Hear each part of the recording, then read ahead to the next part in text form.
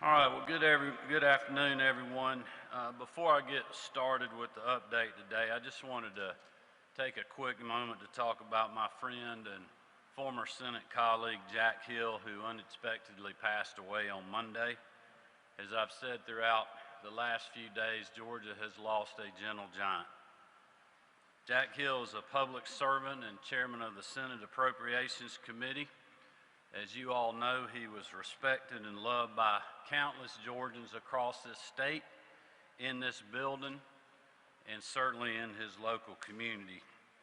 Earlier today, I signed an executive order directing flags to fly at half-staff this Friday, the day of his service. I'd like to ask all Georgians to lift his family and loved ones and colleagues up in prayer as we all continue to grapple with this big loss for our state. This afternoon, I'm again joined by Department of Public Health Commissioner Dr. Kathleen Toomey, Georgia National Guard Adjunct General Tom Carden, and GEMA Director Homer Bryson. As always, I want to thank these hard-working Georgians and their staffs who are on the ground right now for their tireless efforts in this fight. We are fortunate here in our state to have the best and brightest leading this charge.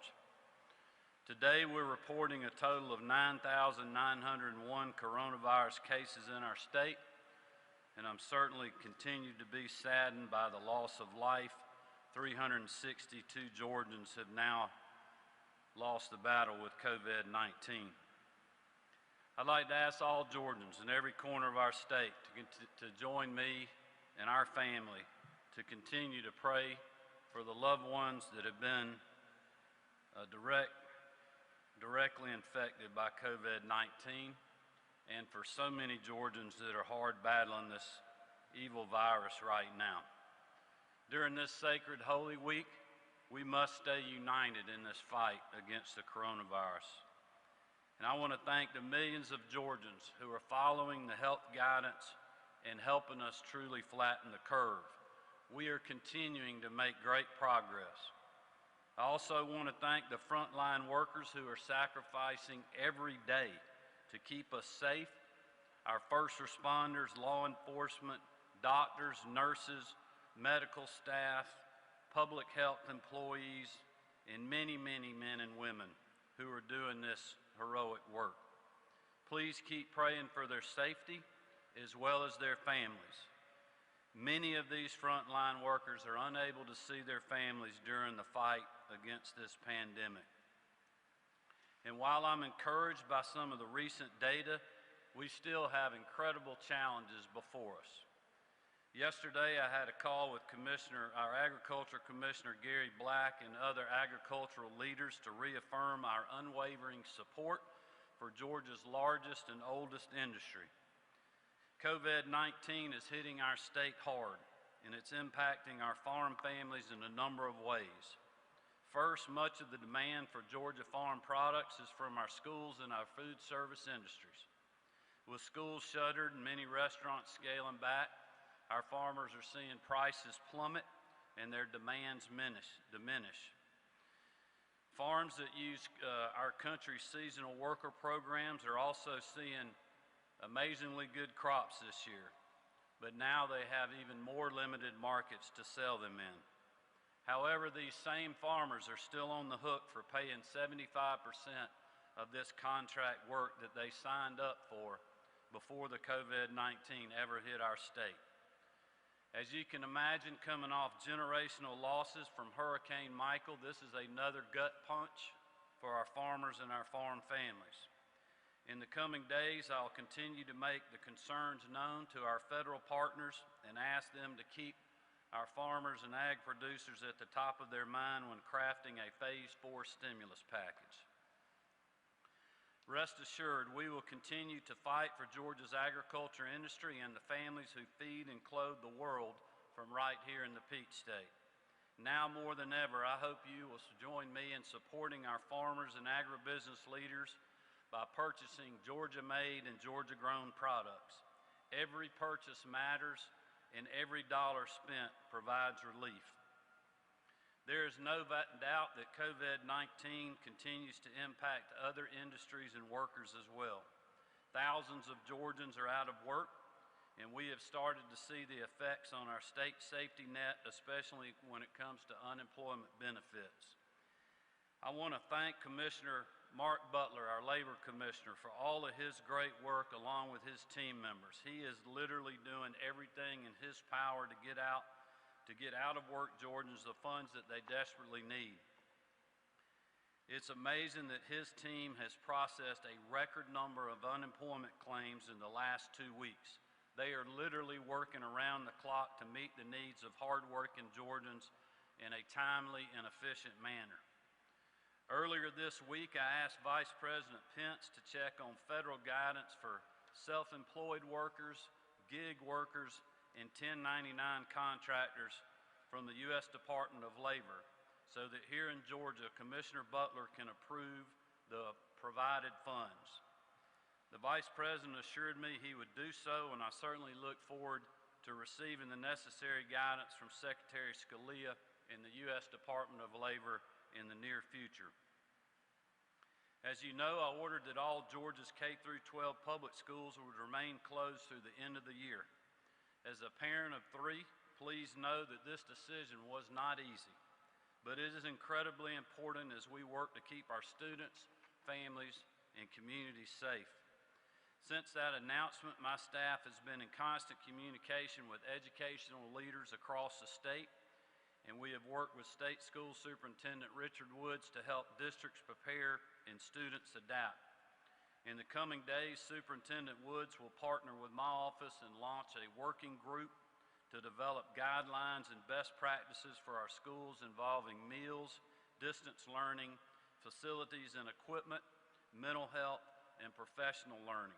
We will do whatever it takes to continue to support our educators, our students, and our parents during these challenging times. This month, we have taken some big steps in the fight against COVID-19. General Cardin and the Georgia National Guard have deployed to several long-term care facilities to clean and mitigate coronavirus exposure. The Guard now has 36 infection control teams and has completed missions at 67 facilities in just the last 6 days. These teams have allowed the Guard to assist between 7 and 10% of all our state's nursing home facilities each day. Once we reach 100% of these facilities, the General is prepared to start over and do it again. To provide more assistance to General Cardin, his team, and our long-term care homes, I'm taking new executive action to protect our state's most vulnerable citizens.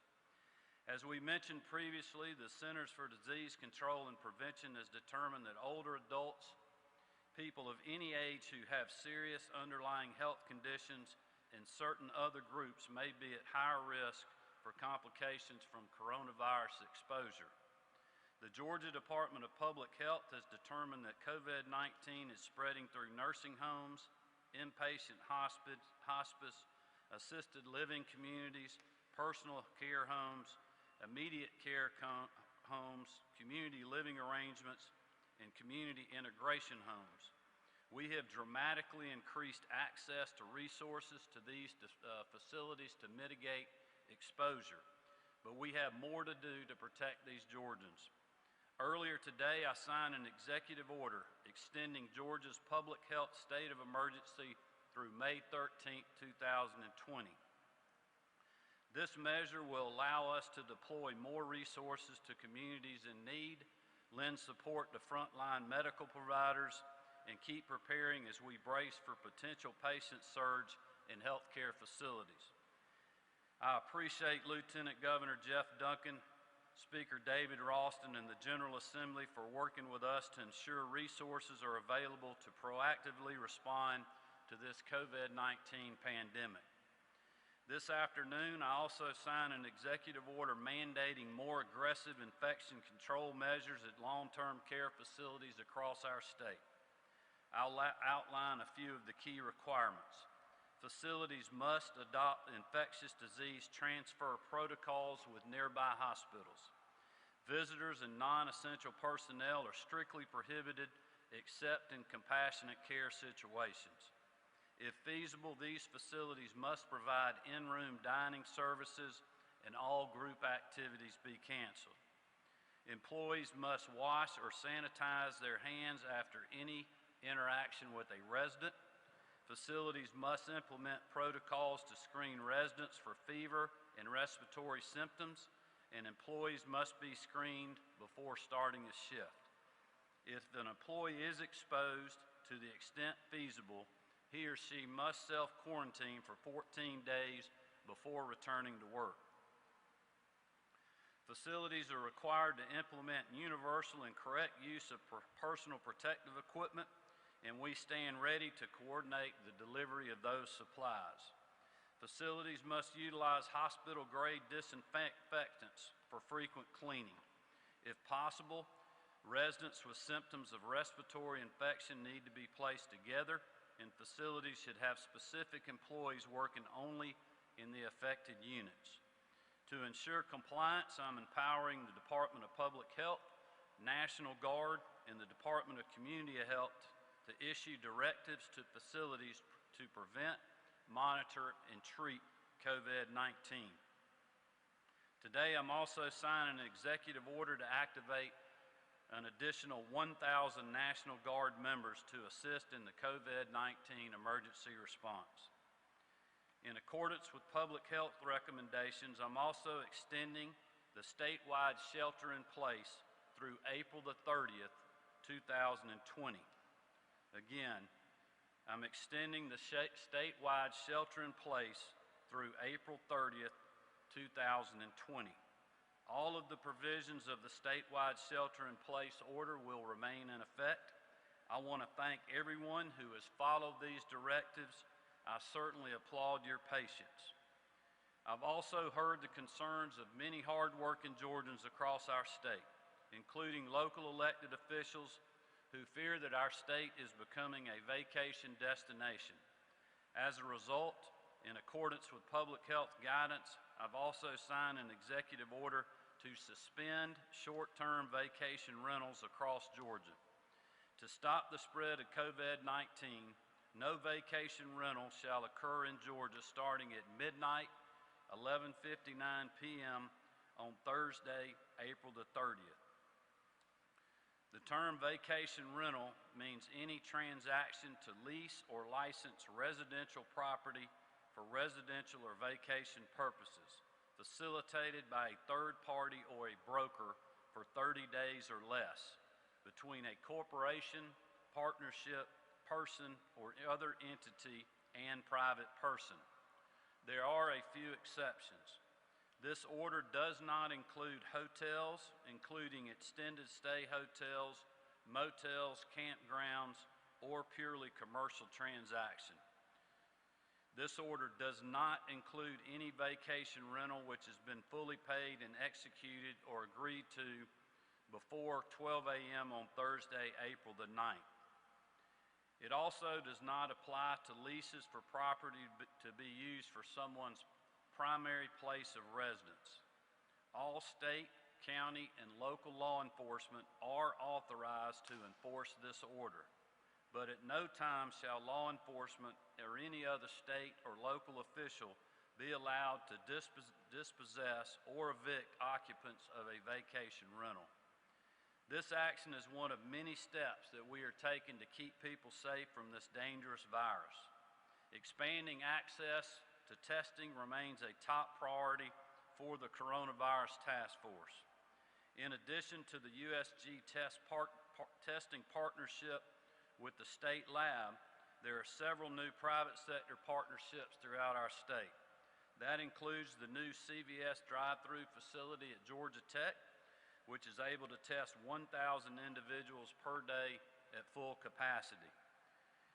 And we are excited to announce that the Department of Public Health will begin a partnership with Ipsum Diagnostics, who recently received FDA approval. Ipsum is able to test 2,000 specimens per day and will be able to expand capacity in the very near future. Testing will begin tomorrow at specimen collection sites across the state. Ipsum will provide results to those tests within 24 hours. Thanks to the university system, CVS, and Ipsum partnerships, the state will dramatically increase daily testing. This expansion does not include testing currently available through private sector labs. In addition to their work on testing, University System of Georgia has also provided housing to traveling healthcare workers in the Albany area. While these brave men and women are putting their lives on hold to serve our state, it is the very least we can do to show our gratitude and support. Later today, Chancellor Wrigley, General Cardin, and I will issue a call to USG staff encouraging those who are medical and public health professionals to sign up through the Medical Reserve Corps. I encourage all Georgians who qualify and are able to please volunteer. Last week, we announced an investment of $72 million for an additional 296 beds. Capacity is being added at Phoebe Putney Memorial Hospital's main campus and Phoebe North, at Eastside Medical Center in Snellville, and with 4 temporary medical units which will be strategically placed across our state. We have also charged our state's hospitals, who are literally on the front line of this fight every day, to identify additional surge capacity within their systems. I'm pleased to announce that Georgia hospitals have identified hundreds of additional ICU and med-surg beds across the state to respond to COVID-19. I look forward to sharing more details on this plan in the coming days. Additionally, the state, working under the leadership of General Tom Cardin, is working on plans for even more additional surge capacity in sites across the state should further capacity be needed. But we cannot take our foot off the gas. We've got to continue to keep working, and our task force is doing that around the clock to meet the pressing needs and future needs that we may have to honor those we are serving. We continue to remain hunkered down and prepared for any circumstance that comes our way. In closing, I want to take just a moment to thank all of our partners. It would be impossible to list all the Georgians who are working so hard every day in this fight. I want to thank the Trump administration, the coronavirus task force members, all of our first responders, law enforcement, the many, many healthcare workers, hospital administrators, the association, local elected officials, Lieutenant Governor Jeff Duncan, Speaker David Ralston, members of the General Assembly, Atlanta Mayor Keisha Lance Bottoms, our many faith leaders across the state, our private sector companies who have just done heroic things in our time of need, and all of the hardworking Georgians who are out there making personal sacrifices as we speak for the greater good. I also want to thank my wife Marty and our 3 daughters. They have been my rock during these uncertain times that are unprecedented. I know many families feel the same. As you can imagine, all of those on the front lines are working long hours, and our families are certainly seeing the brunt of that much of the time, and we are all grateful for their love and their support. As governor of this great state, I'm honored to be serving right now in these tough times. And we have had obstacles, and I know that there will be more. And there will be no shortage of challenges that we will have to overcome in the days ahead. And sadly, as we have said many times, there is no playbook for this pandemic that we are facing in our state right now.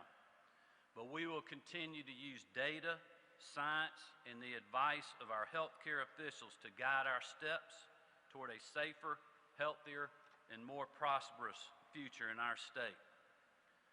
In closing, again, I want to thank every single Georgian, the ones who voted for me and the ones who didn't. And I want to let them know that I'm working hard, not to do what's popular, not to do what's best for my politics, not to do what is easy, but I'm working every day as a husband, a father, and a proud Georgian, as well as your governor, to do what is right. I want to ask for your continued patience and your prayers, because we are all in this fight together, and we are going to emerge stronger together through this fight. Thank you, and God bless you all.